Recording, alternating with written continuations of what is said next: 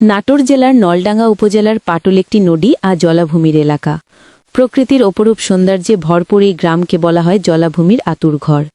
এখান দিয়ে প্রবাহিত হয়েছে চলনবিল নদীর অংশবিশেষ। বর্ষার জলে নদীর দুই পার ভরে ওঠে, সৃষ্টি করে অপূর্ব দৃশ্য। গ্রামের মানুষ যেমন উপকৃত হয়, তেমনি দূর দূরান্ত থেকে মানুষ ঘুরতে আসে এই সৌন্দর্য দেখতে। পাটুলের আরেক বিস্ময় হালতি বিল। বর্ষাকালে ঢেউ আর জলরাশিতে ভরে ওঠে পুরো বিল, যা স্থানীয়ভাবে পরিচিত মিনি কক্সবাজার নামে। এখানে ছোট বড়, শিশু, বৃদ্ধ বিভিন্ন শ্রেণী পেশার মানুষ একসাথে আসে ঘুরতে, উপভোগ করতে প্রকৃতির রূপ। তবে কিছু নদী যেমন নারদ নদী আজ ভরাটার দূষণের কারণে হারিয়ে যাচ্ছে।